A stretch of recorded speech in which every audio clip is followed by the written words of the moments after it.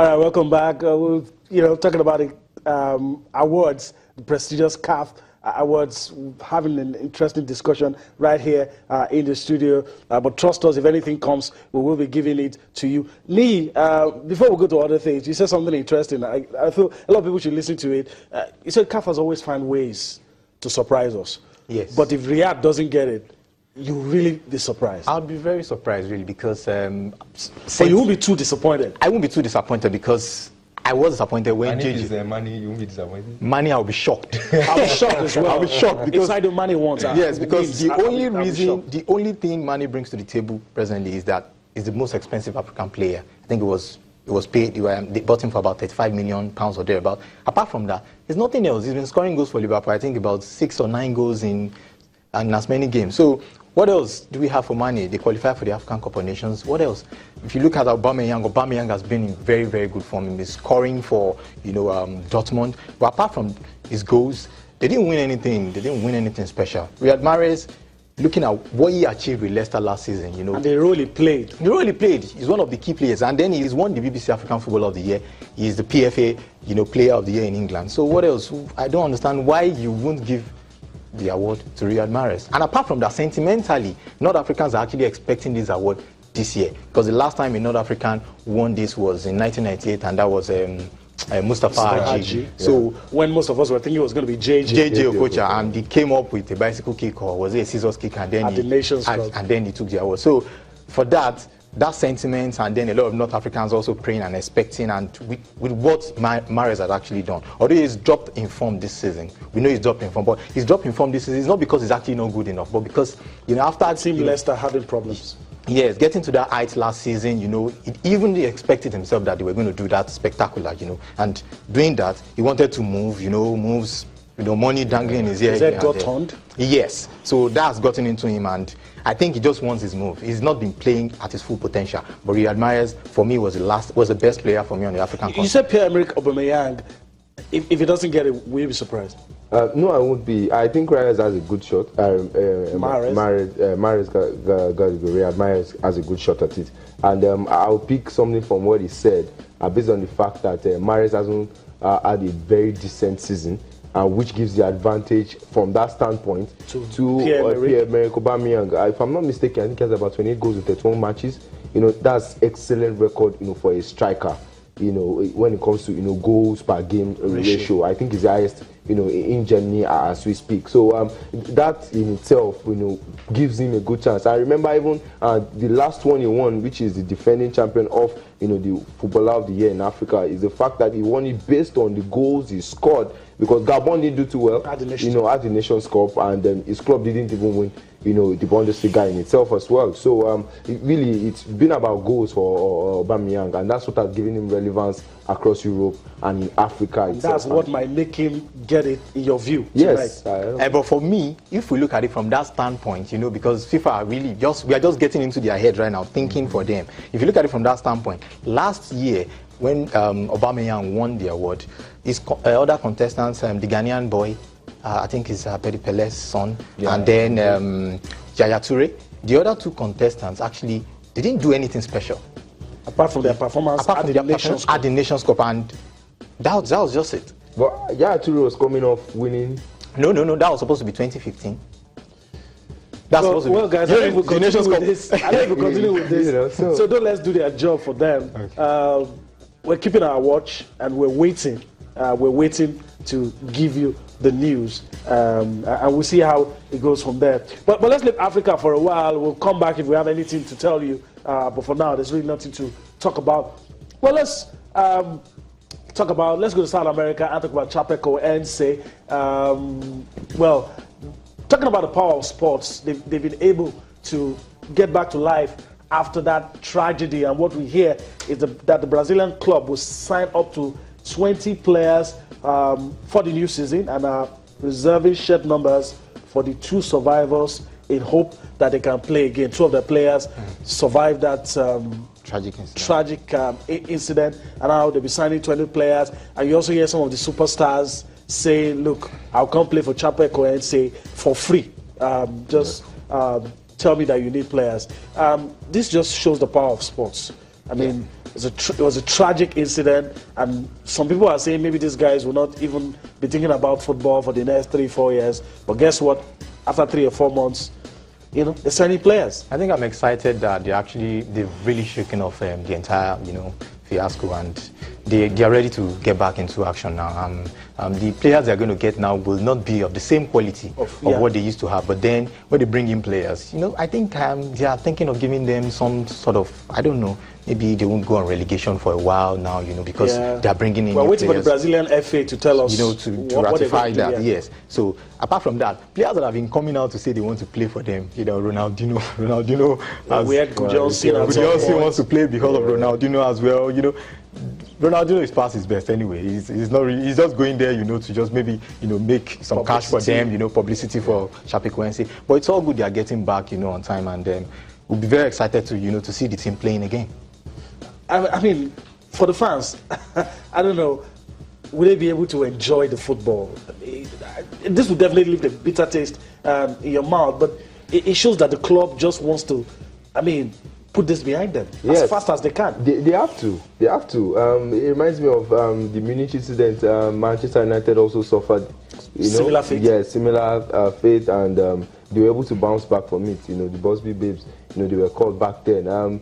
You look at this, and the beautiful thing about it is the fact that it has gotten global attention, and everybody seems to, have this empathy, for this club. Even stars, like he said, past their prime, maybe not, they can still bring in value, and that's all that matters, bringing in value to the team. And players that were not on that flight, some of the players who were not on that flight that didn't die, also coming back and still want to play for Chapecoense. They will. At least for anything, they want to play for the guys, in solidarity for the guys, and it's good. I'm sure even some of the, the officials will be overwhelmed, by the amount of support and encouragement they've gotten, from all of these guys. And I hope all these stars come around to play for them. Yeah. Because look, what it will do at the end of the day is allow them able to live above, all the challenges, in the meantime. And yes, they won't want to forget those players, they will immortalize them, but they'll quickly grow past, to show that the football family is united. Yes. When things happen, we'll just try to come around and bring everyone together. Well, we wish them all the best, and hopefully they will be able to come out of this shining. Of course, they got to the final of the Copa Sudamericana, but could not play because of that incident. And hopefully they will actually win the title, well, not by compassion, but win on the field now that they're back in it. All right, guys, let's move on and talk about a club in the English Premier League, and let's talk about Marco Silva has been appointed as new Hull City interim manager. Some clubs in the English Premier League just seem to remain in that relegation zone, and when they get relegated, they come back up. You think they've learned their lesson, but the things just keep happening again. This whole time, Steve Bruce was with Hull City. Got them back. You thought, okay, these guys have learned their lesson. And they didn't give, they said, look, money's not going to be available. The young man resigned. Mike Phelan got the job, started winning. But before you know it, started losing games. And now you brought in Marco Silva. For me, I think bringing in Marco Silva is actually a huge mistake. I think Marco Silva's signing right now, for me, I think Hull City are now going to go down. I see them going down now because that's a bold prediction. I think they'll go down because this is a man that was coach of Olympiacos before. Even if you go and bring a coach that, say, one of the greatest coaches, bring Pep Guardiola, take him to Hull City. These players are low in confidence. They are not the best of players. Very few of those players are actually very, very good. And so what do you expect a manager to do? Mike Phelan is a manager that has actually been in the Premier League for long. He was assistant to Sir Alex Ferguson for years. And then he left Manchester United when Ferguson left. And he's been hanging around. And he got this job. I felt they were going to stick with him. When he was actually in temporary charge of the team, they started this. He was manager of the month. Yes. The first month. He was manager of the month. And then after he got the job on a permanent basis, then everything just turned around. For me, it's not because he's not good enough as a coach. I think it's just because of the quality of players. Didn't get the right support. He didn't get the right support. Steve Bruce left this team because he didn't get the right support. So if Mike Phelan is actually managing the team and still pushing them, along the line, I feel maybe along the line, maybe if he can get in 1 or 2 signings in January, he can actually turn things around. But the thing is, the all management are actually scared. If you go out of the Premier League right now, you are going to lose a lot of money. Revenue. That is their problem. And that's what's funny. That's what's making them. But you're thinking, leave Mike, leave Phelan on the job, allow him sign some players. I mean, are they pressing the panic button too early? Maybe not too early.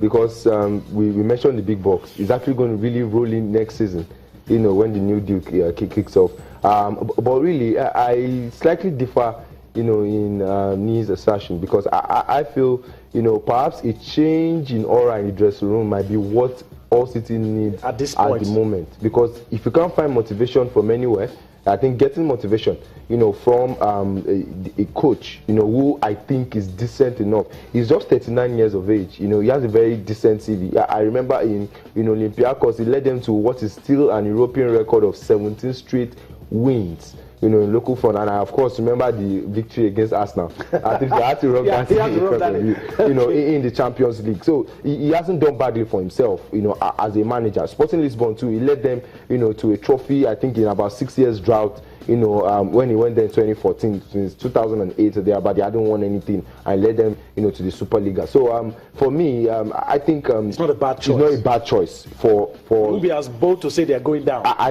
won't say so, because I think we've seen these things happen over. It happens every other season. One manager will get fired because this club can't just get out of the relegation waters, and one of them will do the magic of saving the club. It always happens every other year. It might be All City, it might not be All City, but I think it's the right thing to do at this point in time if you feel you can't get them out. And All City, who knows?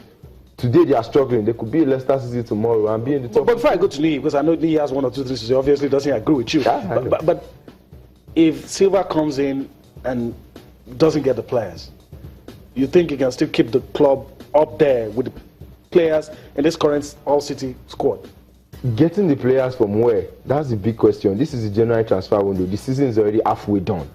You know, so all he's coming to do now. Go to the lower leagues. All he's coming to do now is damage. Take players on lower loan. leagues. I don't think they'll be able to give you good enough quality to compete. You know, at the Premier League. So it's damage control. That's what they're doing now. That's what you do. You know, in the January. So even get the results off those players. Exactly. You would have to get it out somehow, some way. And I think that's why I said probably a change in the aura in dressing room is what might just bring it out. Not necessarily bringing in, you know, a new philosophy or bringing in some new players, because January, where would you get the players from in the first place? Even the teams that are even fighting for the title, you know, they don't get the top quality players, you know, at this transfer window in January. You have to wait till the summer, but I think he can still save them. You know, it's not all doom yet. We still have a lot of matches, you know, to play, and 1, 2, 3 results. You know, that's how football is. Then the momentum swings, and there's full confidence, you know, in the squad. Ditto Manchester United, the way they're playing these days. Tell me why you just don't agree with Femi. Well, why I don't agree is because the Premier League is a bit different. Why it's different is because the core of the All City team is actually English. You know, Dawson, the former Spurs player that plays in the midfield, I'm trying to remember his name now. The core of their players are actually English. And for you to bring a foreigner into the team at this point, he has to hit the ground running and get the attention of the players, which is very, very key. As soon as he gets the attention of the players and, you know, he gets the support, he gets the British players on his side. As soon as he gets the British players on his side, he's good to go, he's fine. That doesn't mean he will actually get them out of relegation. But for me, All City needs someone who is, you know, a manager that will actually be in the English league, who understand that, oh, we are going to Stoke City. Lee, thank you. I need to cut you there. Okay. Before we go on break, let me just tell you that the awards have started coming in, and the national team of the year is Uganda. National team of the year. Can take it to the bank. CAF Awards, Uganda. So if you're expecting Nigeria to get anything, not from there anyway, because we were not in the final 3. So Uganda team of the year. And no surprise, the Cranes of Uganda, after over 30 years of absence at the Nations Cup, were able to get that, qualify for the Nations Cup. So that's why they're there. Let me just allow you finish what you were saying. And as my point exactly was that they actually need a manager that understands the Premier League. Marco Silva knows nothing about the Premiership. All the players he has, there in Hull City are actually not players that have actually been playing in Europe. So I'm not sure he has any knowledge of those players. Okay. So how do you come into that place and actually salvage the situation? I don't think it's a thing of maybe a special manager. You need to understand the league to get them out of trouble. Okay, Femi, let's go on a break. There's a lot to say, but we'll go on a break. Trust us, we'll fill you in with anything happening in Abuja at the CAF Awards. But we need to go on a break. We'll come back for more on Sports Tonight. Join us again.